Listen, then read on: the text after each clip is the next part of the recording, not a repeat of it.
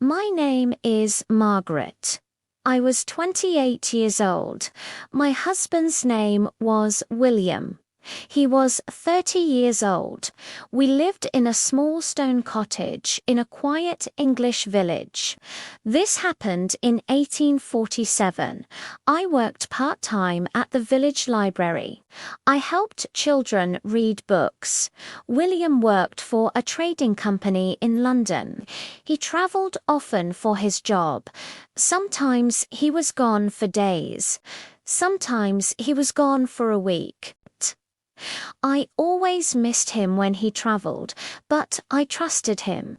He was kind and gentle. He always brought me small gifts, a ribbon, some honey, a book of poems. I thought our life was good and happy. I thought I knew my husband, but I was wrong. One grey afternoon, the clouds were low. The air smelled like rain. I was cutting potatoes in the kitchen. Then I heard horses outside. A postman stopped at our gate to post for the carters. He called. I took the letters from him. There was a bill for coal, there was a notice from the library, and there was a cream-coloured envelope for William. The handwriting was very neat. The address said Hereford. I did not know that town. I put the letters on the table, but my eyes kept looking at that envelope. The seal was already broken. I told myself I would just check if it was important. So I opened it. Inside was a small photograph. William sat on a wooden bench in a park. Next to him was a young boy. The boy was about 5 years old. He was holding an apple. The boy's eyes were the same blue as William's eyes. There was also a letter. I read it.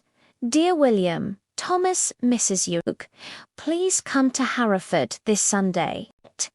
He asks when his father will visit again. We will be at the park at 4 o'clock. Yours, Eleanor. My hands started to shake. Who was Thomas? Who was Eleanor? I read the letter again. My stomach felt cold. Tears fell from my eyes. I remembered all the times William travelled for work, the long trips, the late-night letters he read alone, the worried look in his eyes.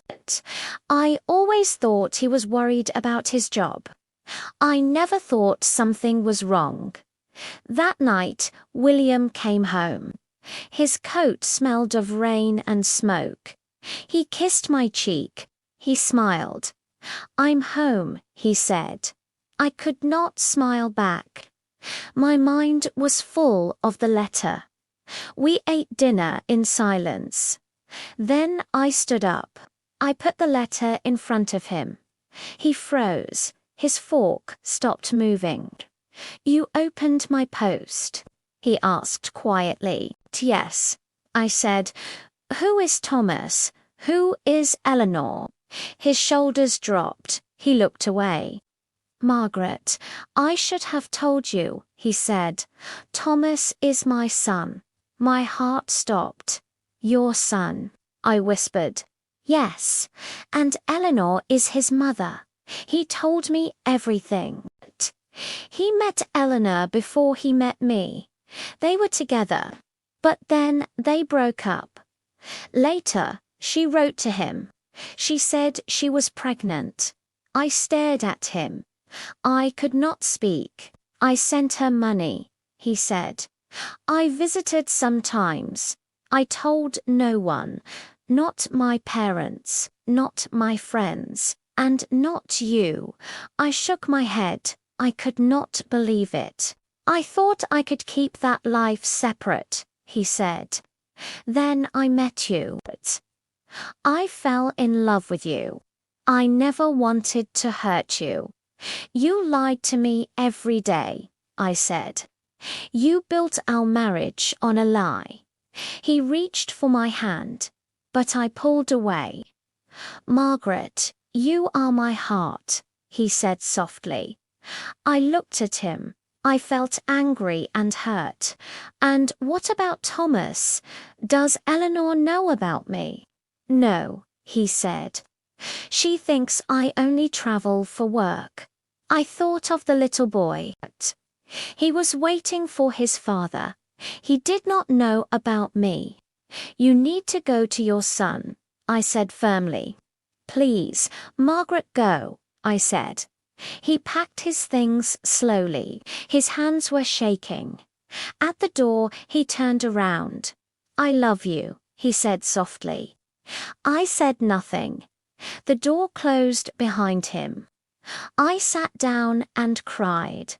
Tears poured from my eyes. My whole world was breaking. I could not stop the pain. I felt lost. I felt alone. I felt so tired. For days I barely ate or slept. My heart hurt for the life I thought I had, for the man I thought I knew. William sent me letters. He said he missed me. He said he would leave Eleanor, but how could I trust him? He hid a child from me. I felt angry. I felt ashamed. Ashamed that I did not see the truth sooner. Slowly, the tears stopped. I made a choice. I wrote back, "Do not come back. It is over." Without William's money, I had to leave the cottage. I rented a small room above a bakery in the village. I left my part-time library job. I started working full-time at the hospital. I worked as a nurse's helper. The work was hard, but it kept me busy. Months passed, winter came.